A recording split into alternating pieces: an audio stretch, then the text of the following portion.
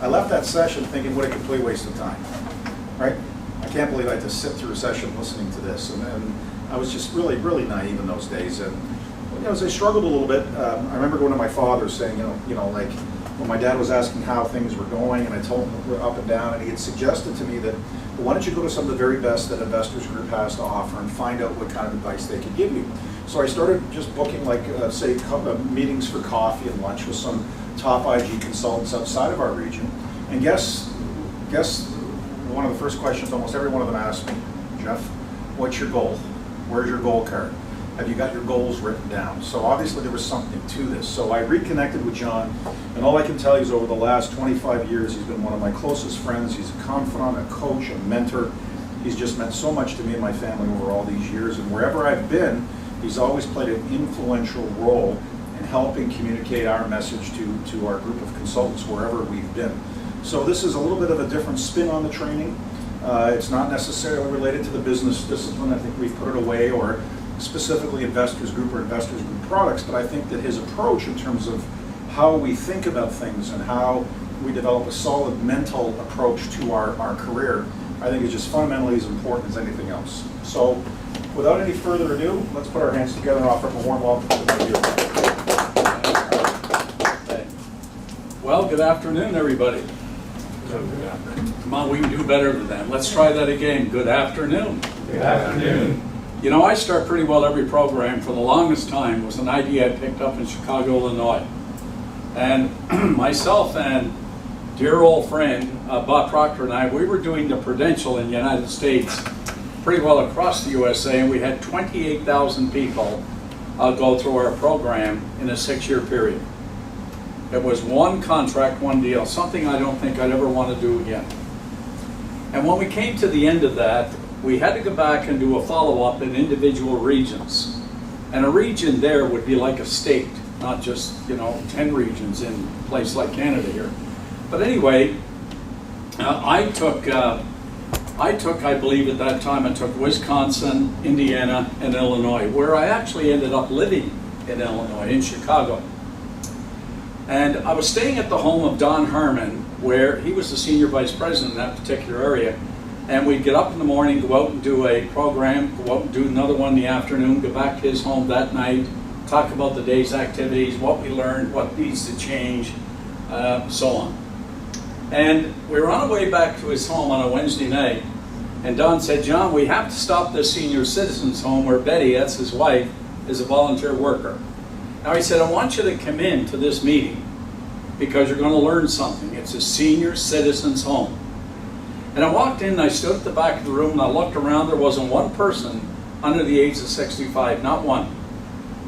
And up front there was a dear elderly gal, and she was behind something like you would call a podium or a lectern like this. And you could just see the top of her head. She was short. And she was looking out at everybody, but she had her eyes closed, and she was asking a question that went like this. What is the one thing on earth that people want every single day of their life? What would you have said if you'd been there? Happy. To be happy. What would you have said? To be happy? What would you have said if you'd been there? Happy, well. Happy and... I can't hear a word you're saying. Happy and... happy. Happy and happy. Oh, okay, I haven't heard that one before. What would you have said if you'd been there? Love. We heard that. Fulfillment. Fulfillment. What would you have said if you'd been there? That today's going to be a good day. Today's going to be a good day. Well, we heard like love, health, happiness, money, sex, which was encouraging at that age. And she said, no, it's none of these things. And then she opened her eyes. She opened her eyes and she said, the thing that people want every single day of their life is something called a hug. I'm going to see if I can take you out of your comfort zone for here just a moment. And what I'd like you to do is turn to the person beside you and give them a hug. Geez, don't do this too quickly. I don't want to, Okay, here, let's go. I'm not shy about hugs. Okay, buddy. All right. You know what's interesting about that? Anytime I do that, I get people, they go like this. They look at that side, then they look at this side, then they go ahead and they actually make a decision. I was working a number of years ago with IBM in a special 3-year program. And in working with IBM, you have in front of you a form, like let's say you got some sheets of paper there in front of you. They have one where they rate you every time you speak. And here I am in this program, and the first thing I did is I said, turn to the person beside you, give them a hug. You know what they did? They didn't give anybody a hug. They gave me a rating. And on the rating, they have everything from 1 to 5. If you get a 5, you'll never be asked back to IBM. Now, I was already there a few years, so I felt pretty comfortable. But when I said, turn to the person beside you, give them a hug, they just stuck their pen and they gave me a little bit of a rating and looked back up at me. That's like an eternity when you're working up front in a platform. So I'm going to share something with you. I don't have a lot of time to do this. With my good friend Andre and I, we just finished 2 days of taking my top performer program, and we recorded the entire seminar. It was interesting though how this happened. Andre was showing me someone who does a great program on the net, and I looked at it, this young guy, and I was very impressed with what he was doing. But what I wanted to know is how he was using the screen behind him. Because I do webinars, and those webinars are where all my slides are on that webinar, but you can't see me. And I didn't like that idea. So I said, Andre, I want you to tell me how he's actually doing that. And Andre said, you know, being the professional he is, he said, well, if you got an Apple TV, and I have, and an Apple TV is about what? It's about the size of this. I don't know how many of you have an Apple TV. I'd recommend you get one. And I was able to, connect with that through my Apple, or through his Apple, whichever. And all of a sudden now I'm standing up front and I've got all my slides beside me, and I've got a 6-hour program now of my top performer program in sales that I've always wanted to do. But you see, it only happened because I asked a dumb question. How in the hell do I do what that guy is doing? How does he get that on the screen? And Andre had the answer, but he needed the right question. And I think that all of us need to ask ourselves like the right question. Why the hell are you doing this? What is it you want from this? What are you prepared to put into this? What do you want to achieve from all of this? Are you looking for a job, a career? What exactly do you want from this business?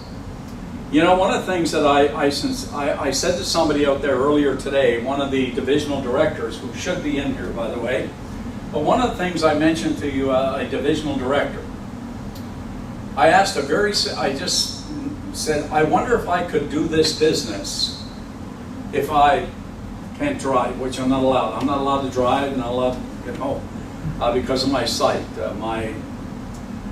My sight is impaired. Apparently I'm legally blind, which means my sight is impaired, but my vision has never been better. That's the way I look at it. And I said, if I was able to drive today, I'd come back into this business just to kind of like coach to the rest of my life. I really would. There is something unique about this business that you do not see in many businesses today. And the fact is this business is literally brand new in terms of versus the bank and in the financial industry. It's virtually new.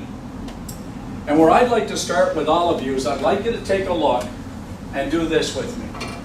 I'd like you to take a look at what is called this one place where all of us have something in common in this room.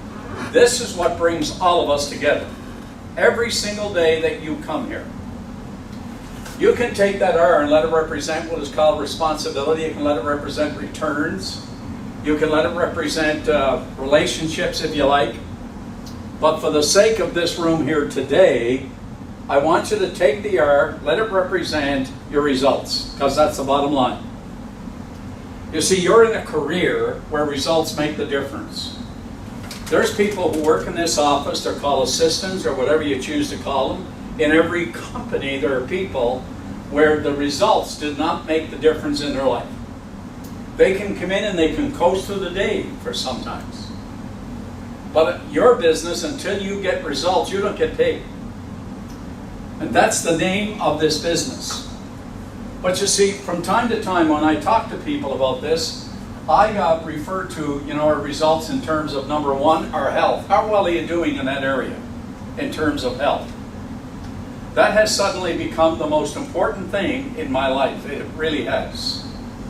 Just recently, I lost my best friend my accountant, my lover, my everything just was gone in no time at all. We didn't plan it to happen that way, but it did. And because of that, this has become the most important thing in my life. And I do not accept what any doctor is going to tell me. I don't believe that they have any more answers than you and I. They really, really don't. But this has something to do with your mind. Now I want you to think about this. There's people that come to me and they say, well, hold it a minute, John. I've been, I came here hoping that I could earn more money, more productive, or a good career. Isn't that right? You didn't know they were going to talk to you about health. Well, see, think about this for just a moment. When I talk to you about this word called health, here's why I talk to you about that. Your health has everything to do with the moods that you have on a daily basis. And those moods determine, in large part, to something called your choices. Think about this for a minute. Your moods are going to influence the choices you make in your life. You know, I see that young gal that they claim hung herself. I don't care if she hung herself or if she didn't. That bastard should have been hung himself. The way that he treated that woman. He should have been hung himself because he may have influenced her if she did kill herself. But I look at those things and I know, like, here's a person whose health, she has a problem because of maybe depression or something. It influences every choice that she made. It seems to me that he has a bigger problem with his health than she did. But think about this for a moment. What are you doing about your health? What do you do every day for your health? Go for a run. Do you do that every day? I'm impressed. How about you there, young man? I make sure I eat well. I exercise when it. Okay, you smoke? No. Good. You see, there's so many things we can do to influence our health. You can go for a 10-minute walk and have a big influence on your health. It's very important, like eating, very important. Because and eventually there's going to come a day where it gets tougher. Like at my age now, very tough to work out. Very tough. I was with a good friend of mine from Singapore, Angie Tan. We took a 3-day sabbatical down in Quebec City. And walking around Quebec City, believe me, at the end of that, I really needed some help. It was a tough couple of days, as much as I enjoyed it. You looking after your health, bud? I try. Yeah. I didn't ask you that, are you? Just a yes or no? I'm on the road. You're on your road, okay. Hard to get an answer to this guy already. This would have been no closing. We'd be here all day closing. Okay. The second thing about health, or about your results, I'd like you to think about is happiness. I mean, how happy are you as an individual? And what does it take to actually be happy? You know, I was doing a program in Malaysia for quite a while, and one day I had some time off. I was out in this beautiful park, went for a run. At the end of it, I come to these people that are doing something called Tai Chi. Well, that gets my attention because martial arts is a big part of my life. I've been doing it for a long time. And they had a guy up there, I guess he was the sensei or whatever you choose to call him, and he said to everybody at the end of everything they were doing, the Tai Chi, he said, today we're going to start with some wisdom bits. Sit down, and I want to ask you a question. What needs to happen today for you to be happy? Now, if I said that to you, what would you say? What has to happen for you to be happy? You gotta make a choice. What is it? Make a choice. To be happy. See, we can walk out the door today with a choice that we're going to be happy. Nobody can stop us, or nothing can stop us from feeling that way. Think about this now. I can choose to be happy. And I remember even John Jura had this, I created this card, and there was 4 things on it. It said, you know, we talked about, at the top of the card, it said today.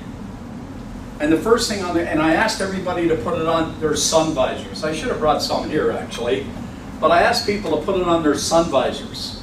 And it says, today, I choose to be happy. Today, I choose to focus only on what I can control. There's a lot of things we're trying to control, and you can't. So I choose to focus on what I can control. Today, I choose to focus on my commitments to myself and to others. So your problem is not the commitments you make to others, the problem is the commitments you make to yourself.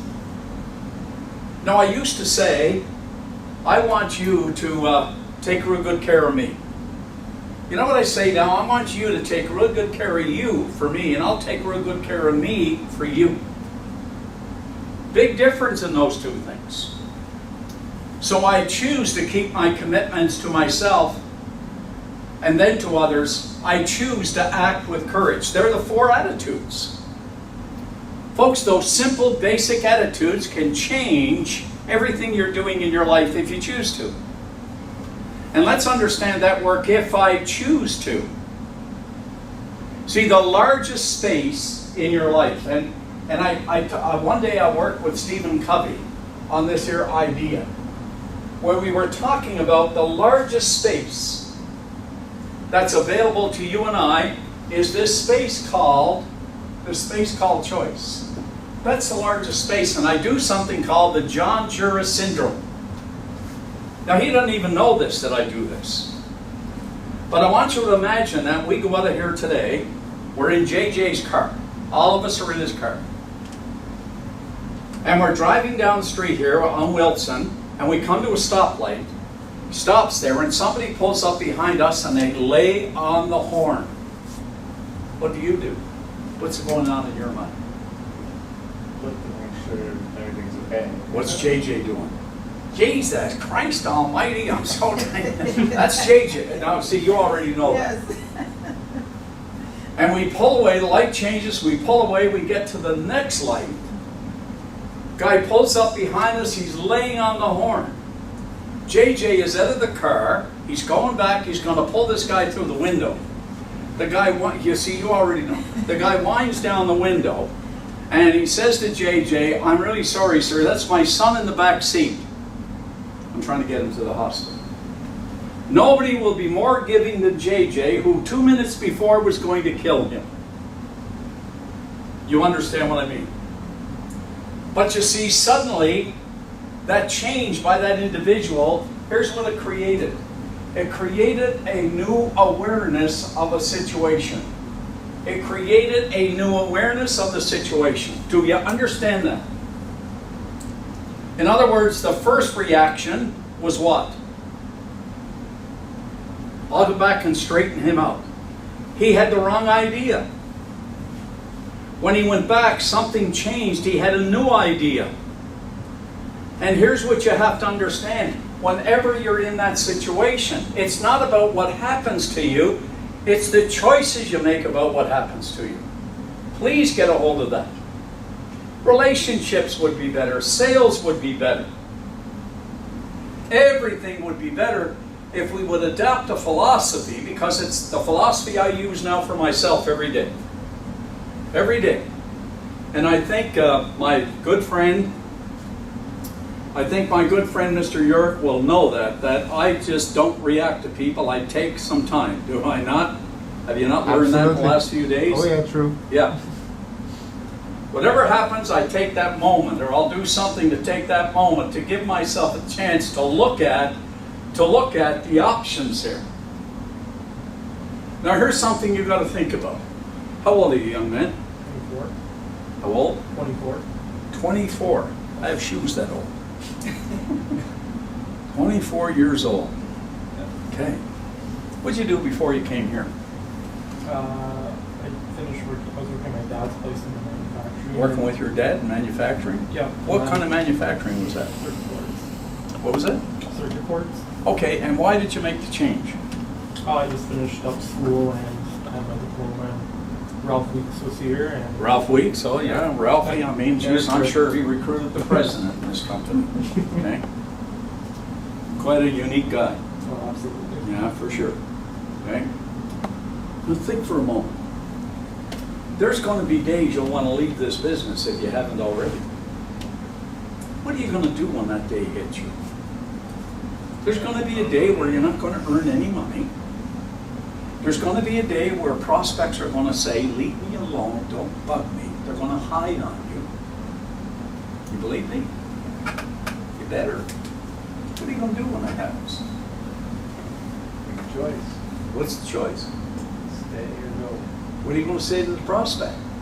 People don't understand, or I don't know. what do you say? You've been around it a while now. It's so good to see you still here. How do you handle it? I'm sure you get them. Yeah, but I mean, everyone has a choice. I have a choice to make, the prospect Yes, has you a do. choice to make. Yes, you do. You have a choice to make. Yes. We all have that choice to make. I'm going to ask you to do something here. One day, I'm speaking down in Utah. Covey is speaking. Covey's not the greatest speaker, but he had some of the greatest things to say. And on this day, he was talking about there's a place inside of you that you can go.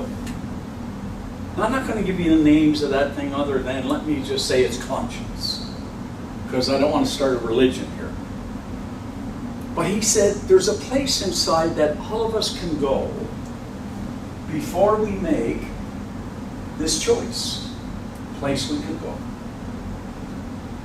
And he said it's called conscience, and conscience never lies to you. Like I remember my kids, my boys, when they were 7, 8 years old, I used to lay beside them in bed and I'd whisper in their ear, there is a place that you can go, a place that no one else will know. A place that is unique and divine, a place that will always reveal the best way to go. I used to tell them that every night. And a couple of people in the room said to Covey, I'm sorry I don't buy that. I really think that conscience can misguide you, mislead you, whatever. He didn't believe that, and I don't. And he got them to turn down the lights, and he asked everybody to work with him, and he got everybody to go into a relaxed state and go down into their mind, go down into that place called conscience, wherever it's in. I don't think there's a place or a thing called conscience. I think it's kind of like an awareness. And he got everybody to go through this little exercise he did for 15 minutes, and when it was over, he went to the largest protesters, and they were very nice about their protest, by the way, but he said, what do you think now? And here's what they said, I'm not sure now. I'm not sure. You see, I know that when you go down into consciousness, and you ask yourself, what can I do to make this better? Is this the right thing to actually do? You see, we have an absence of proof sometimes to continue our business. An absence of proof. I'm going to ask you to don't forget this little breakthrough, simple, basic attitude.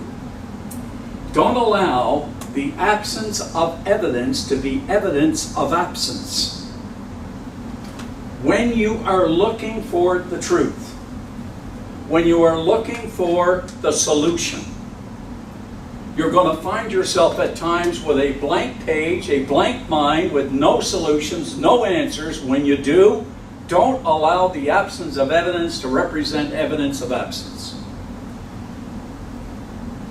Do you understand that? Let me tell you where I got that.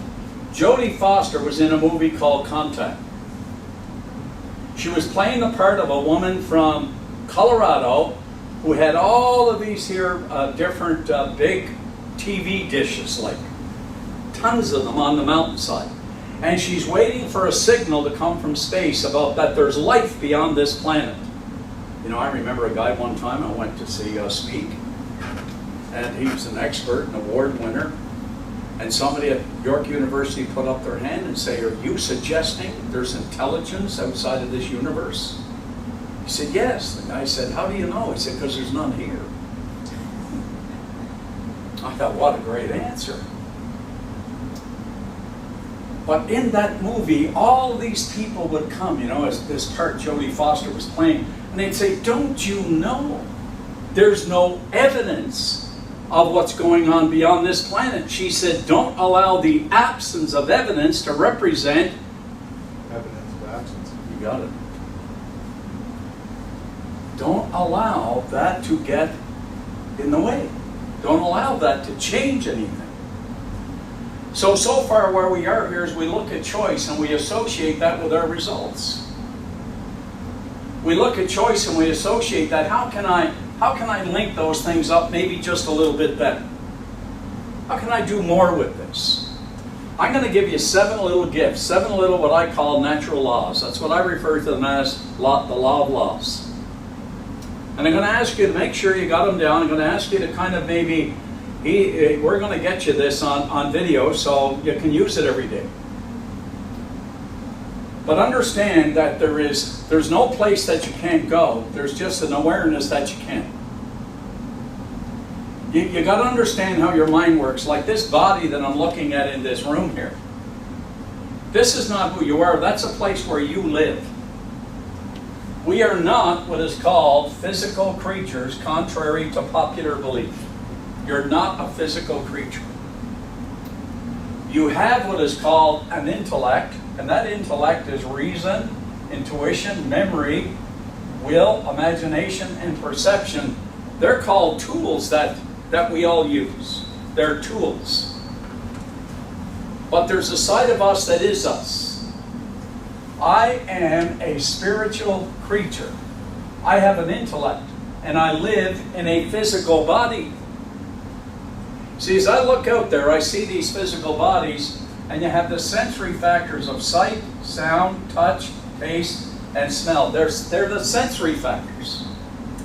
And those sensory factors, they pick up all this information that's going on in the outside world, and it presents it to your conscious mind where you use the intellectual factors to do what you want with it. I like it, I don't. It is, it isn't. You go through all of it. But you see, here's the first thing I'm going to suggest that you do. You've got to get this down, you've got to put it on a card and look at it every day. If I look at these 7 gifts, I'll look at these.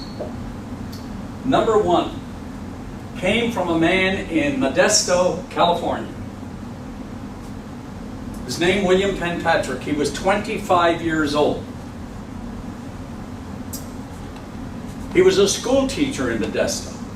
Within a period of 7 years, he had a company with 200,000 people in it. And he won the Horatio Alger Award. You know, it's going to be interesting here in a minute there, Andre. I never did share this with you. But he won the Horatio Alger Award, which is the #1 businessman in the U.S. How did he go from a school teacher at age 25 to age 32 and win up and do all this? Well, Napoleon Hill wanted to know, Napoleon Hill wrote Think and Grow Rich. And Napoleon Hill went and he sat in front of him and he said, can you give me an idea how you've done so much in such a short period of time? He said to Dr. Hill, it was the day that I absolutely decided that I would never lie to myself again. Do you know how many people fail in this business because they kid themselves and lie to themselves every day? I'm going to start when the kids go back to school. When I get enough clients, I'll do this or I'll do that. See, when we did that, Andre, and sent it all out from England when we were over there, I get people mailing me about William Penpatrick now. That's exactly what happened. One morning I'm at William Penpatrick's ranch,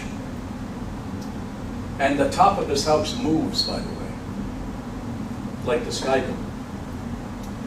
And I said to the lady when I checked in there, I said, because I was going to be speaking there at his ranch, and I said, I see a pathway going up to the top of that mountain. I said, I would love to go up there for a little exercise in the morning. She said, if you can make it up there, you go ahead and walk. And I did, and I got to the top of the mountain, and there was an obelisk at the top of the mountain, which is where somebody was obviously buried. And there was on the obelisk, like the Washington Monument, it had the Eagle's Prayer. The Eagle's Prayer. That there is 2 things inside of me. One is called this howling wolf that feeds on all my insecurities. The other thing inside of me is that eagle that is always looking to expand where I can grow and become more and more over and above what I've already become. That's the side, he said, that I nurture. He was buried there. And what happened is he was flying his plane in to do do a program there at the time, and the plane crashed, killed him and whoever else was in it with him. But the thing that I got from him when he said, the very thing that made the difference in his life is he said, I will never lie to myself again. That was step one, okay? Never lie to myself again. Okay? You think about that.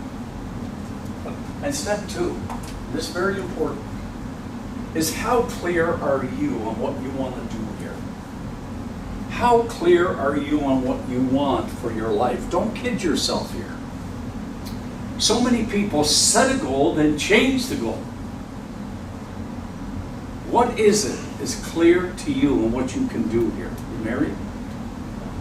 Married? No? Okay, so you're in a pretty good position right now, really. But what do you really want? How clear are you on what you want? Do you know that in 3 years you can be financially independent in this business? If that happens to be what turns you on or excites you. Or excites you. See, what kind of a life do you want to live? What kind of love do you want in your life? What kind of energy do you want in your life? What kind of vacations, holidays, and things do you want in your life? Keep that balance, whatever you do. Whatever you do. But more importantly, when you start your day, know exactly what you want from the day. You know, this week, every morning, I work with my teams in Asia. And that sweetheart of a gal that, is such a great partner with me, Angie Ten. On Monday morning, she said to all of her team, she put it in a text, but she said to all of her team, let's have 40 appointments this week. They had 45. And do you know how that happens? Because they know that she will help them do it. They know that she will do anything for them. You need to develop those kinds of relationships. So step two is how clear. The clarity of what you want in this business is paramount. The clarity of what you want from your life is paramount. It's so important to know. Clarity is power. Clarity is absolute power. Make no mistake about that. We get that straight, and then we go to number three. Number three is our belief. Belief. I want you to think about something. At the risk of sounding religious, let me just say this. If you go to Mark 11:24, I don't care what religion you are, but just go there. And in there, this is what you'll read. Whatsoever things that you desire, believe that you have received them, and they are yours. Now let me just kind of focus on that just a little bit. Whatsoever things that you desire, and you do desire things, that's how you got here to begin with, all right? You want more out of life than you've been getting. Does that make sense?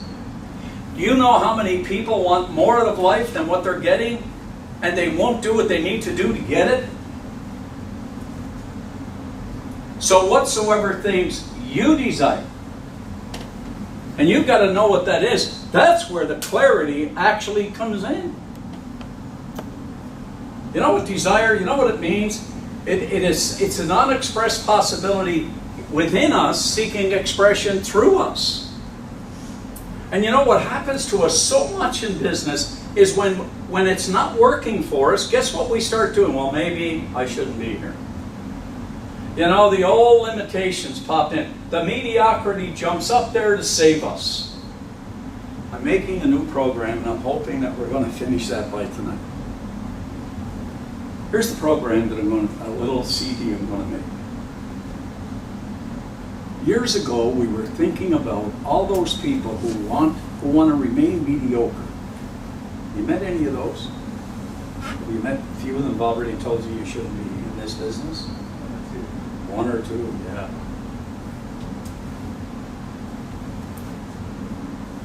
So we decided to make a program just for them.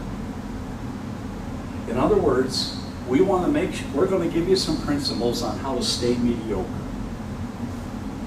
And it starts off where I say, what I'd like you to do to stay mediocre, to make sure there's no risk of you succeeding. That you come to a meeting with your BlackBerry, sit at the back of the room where you can catch up on some notes. And maybe if you're a little tired, you catch up on a little bit of sleep. This way here you can remain mediocre and you won't even hear the words of that manager up front that is giving you all the ways that you can actually succeed and earn more money. And you don't want to end up in that income tax bracket where you have to pay more tax. So we give them about 7 principles on how to stay mediocre to make sure that they don't end up succeeding and just ruin everything.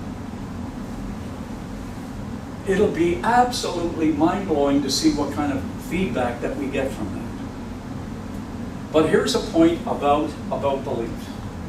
You could sit here all day, every day, and I could speak all day, every day. We could play all kinds of information, give you all kinds of books. It does not give you the belief. Napoleon Hill simply said you must embrace this idea called belief. I think it was James Allen that said one time, he said, we walk around seeking more information and more education to succeed. And he said, that's all that does is expand your mind. But to succeed, you need you need a deeper depth of belief if you want to succeed. A much deeper depth in terms of belief. So let's look at now maybe number 4. And number 4 is your commitment. Okay? What is your commitment to what it is you're doing here? How strong is that commitment? You see, when I see people that entertain the idea of leaving here, it's all I'm looking at is a person who hasn't yet really embraced their commitment. It hasn't become a part of them on the spiritual level because it's a spiritual word. So how deep is your commitment? Commitment is like a contract that you sign that you cannot and you will not erase. That's what a commitment is. But now moving on beyond that for a moment here, let's look at number 5, which is consistency. Now by consistency, I mean to be consistent with your commitment. Like if every day you start it with a proactive attitude and you're not going to allow anything to take away from that proactive attitude, and your proactive attitude just represents these 7 gifts. Every day you're going to start your day with a proactive attitude. You're going to be consistent in that commitment. You're going to be consistent with your belief. You've got to kind of like focus on and reflect on that belief. You've got to be consistent in your clarity to continue to remind yourself. You can't go around changing the picture every day. It's not like a TV flicker. You don't like change over here or change over there. As soon as you're uncomfortable, guess what? It means that you got to get clear on why you're doing what you're doing. And to be consistent in being honest and telling yourself the truth. Number 6, probably the most important one, it is called standards. Standards. I want to ask you a question, and I'd like you to give it a little bit of thought. Maybe even make some notes. What is no longer acceptable in your life? What is no longer acceptable in your life? What would you say? I mean, some of us have been on this planet a little longer than others. Looking at the years you've been here now, the knowledge that you have, what is no longer acceptable in your life now? Smoking. Every day. Smoking. There's a good one for your health.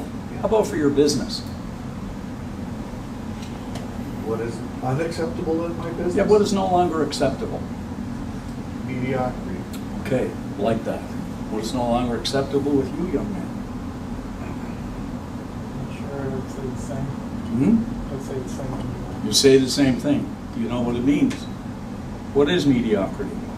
It's a low standard. Huh? Low standard, like it's not Yes, the it is. best. That's very good. It's being less than we can be. It's doing less than we can do. It's listening to people we shouldn't even be with. Mr. Nightingale, who was my mentor, my first mentor actually, He used to say all kinds of studies have been made regarding motivation. What is it that motivates people to do the things they do and achieve the things they achieve? And he said, well, there's no pat answer to so large and complicated a question. We believe the overriding force to motivate people is due to their choice of environment. Like those 1 or 2s that you mentioned. He'll never make it in this business. Oh, that's crazy. He even whispered to their friends. I remember my dear, dear brother. When I was in the life insurance business, I walked into my parents' place and he said, I hear you got into the life insurance business. I said, yeah, actually I have. He said, I hope you're not going to try to sell that to me. I said, no, no. He said, why not? I said, give me one good reason why I should. And he did. And he did. His wife has done extremely well since he died because of that policy. So what is the only acceptable standard in life for you? I'm on the Gold Coast of Australia. Great, beautiful place. I don't know, John, if you've ever been to Australia. A wonderful place. And I had a day off, and I'm out running and walking along the beach. And I see all these people coming this way. And I'm wondering why one is like this much, seems this much bigger than everybody else. And I found out shortly it was Tony Robbins. I'd met him before, but we had a little conversation. And I asked him, I said, Tony, what is like the one thing that made such a difference in your life? And here's what he said. It was the day I absolutely decided of what was no longer acceptable in my life. Come on, guys.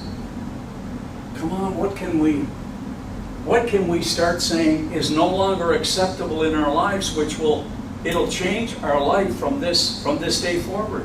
What is no longer acceptable? What is it? Anybody? Procrastination. Procrastination. Excellent. Excellent.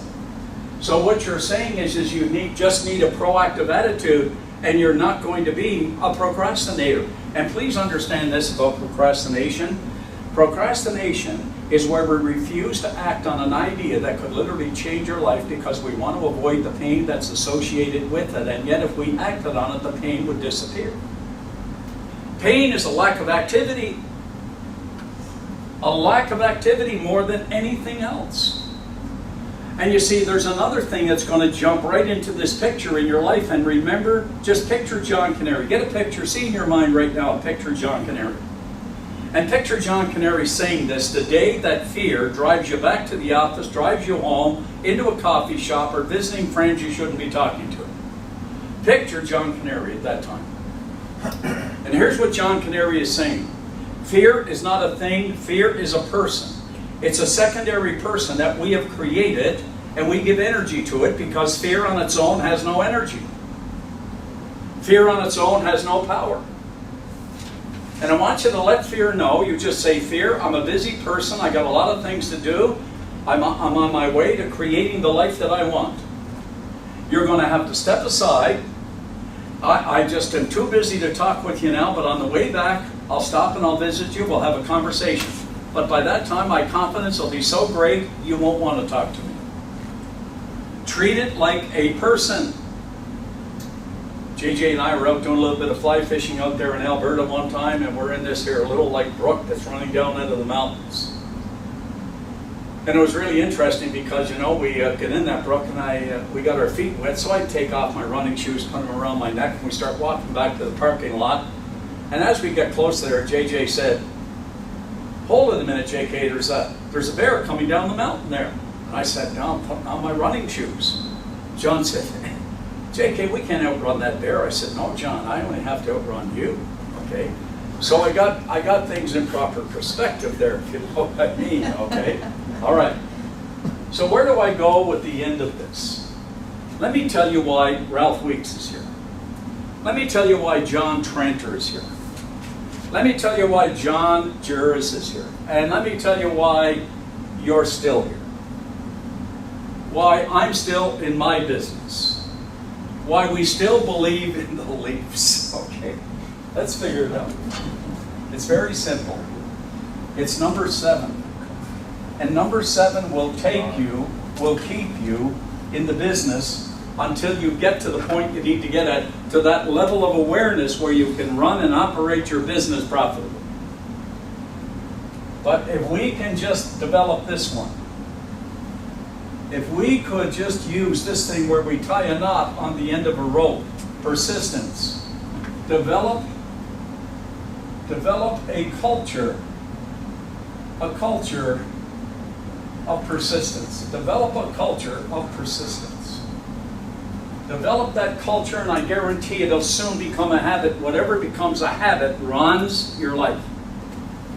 It actually runs your life. Whatever becomes a habit. JK, you see the, What's that? you see right over here, the There it is on the wall. the message there.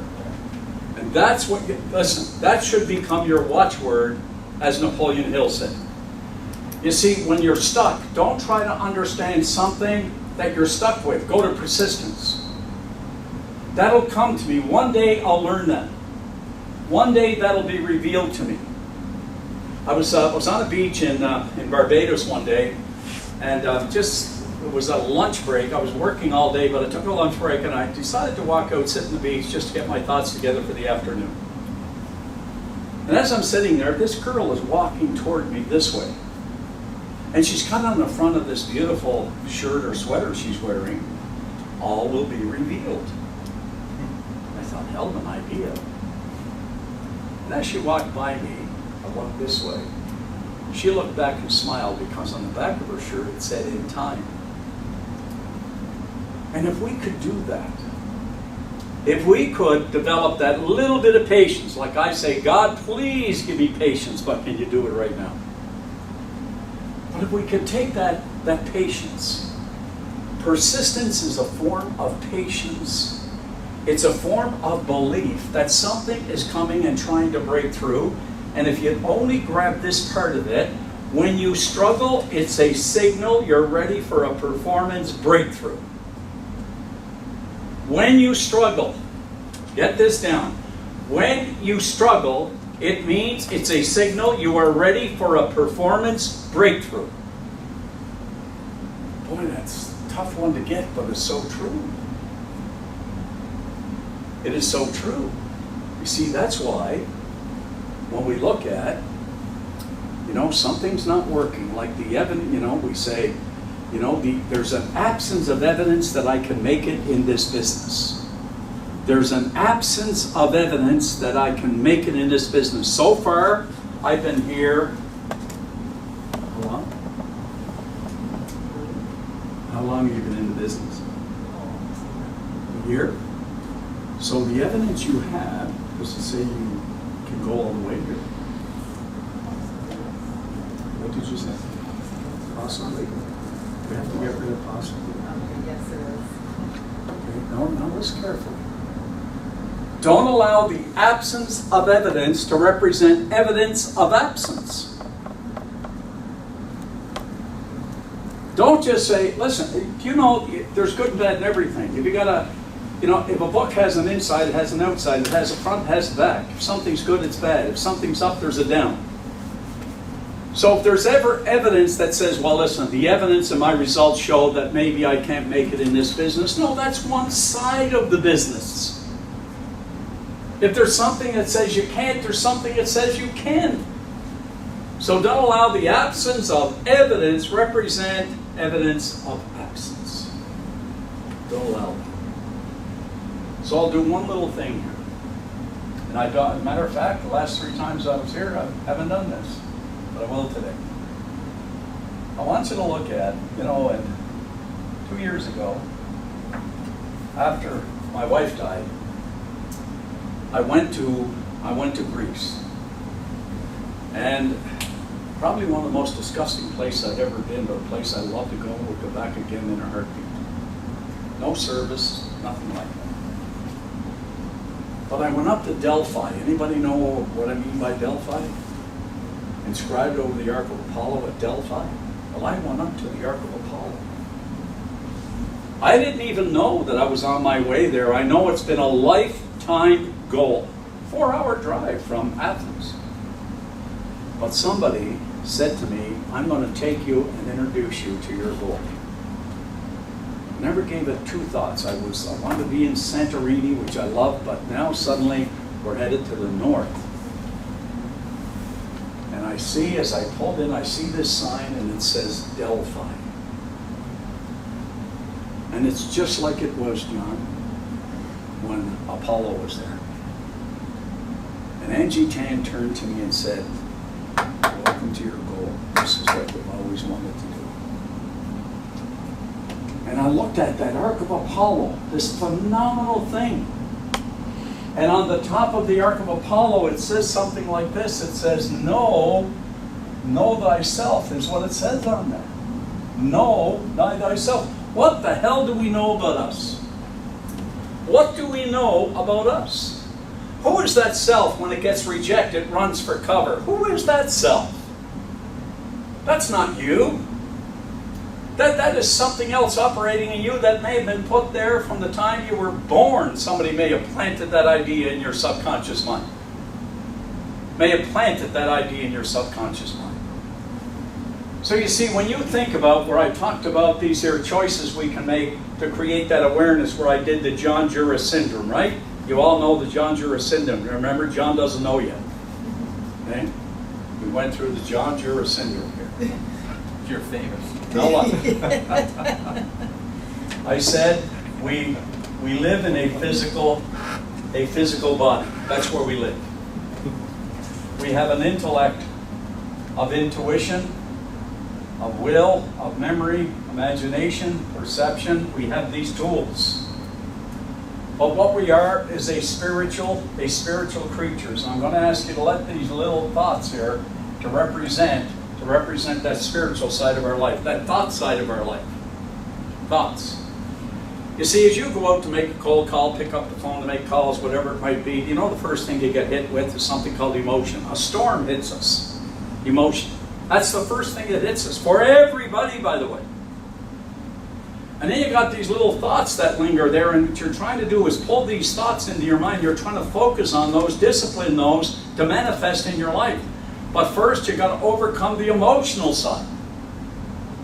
And the only way you overcome the emotional side is take these thoughts, organize them into a picture, an idea, or a concept on what it is you want to do. Now, it's going to be hit by all kinds of things from the outside and the inside.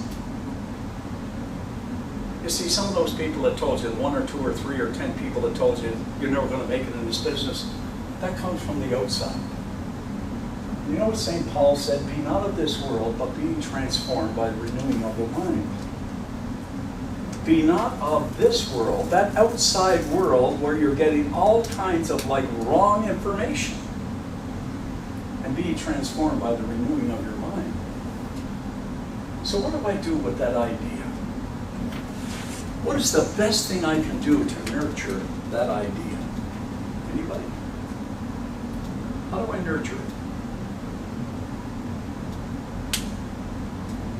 Confucius said it's best to say something and feel foolish for a few minutes than say nothing and feel foolish for the rest of our lives. How do I nurture that idea? Come on. Practice. Huh? Practice. Practice how? Make it part of your daily routine. Daily.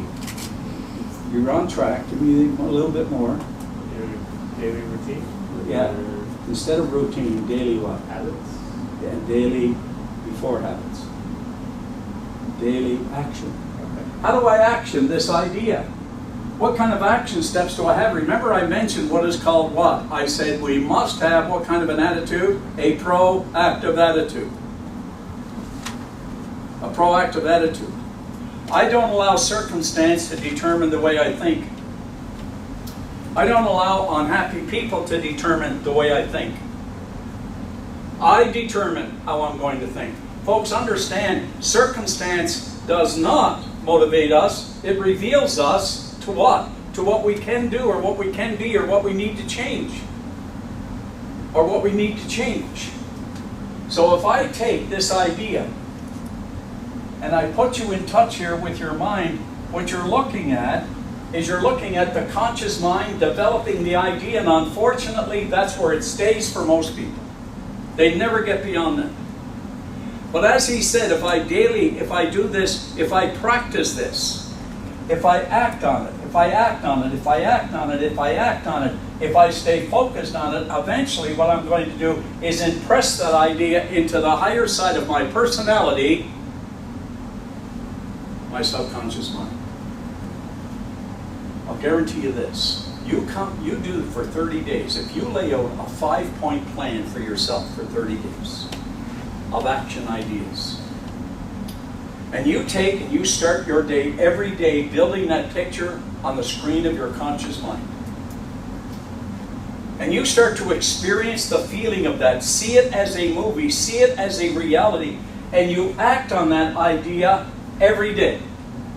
You come back to me in 30 days and tell me that doesn't work. I'll give you $1,000.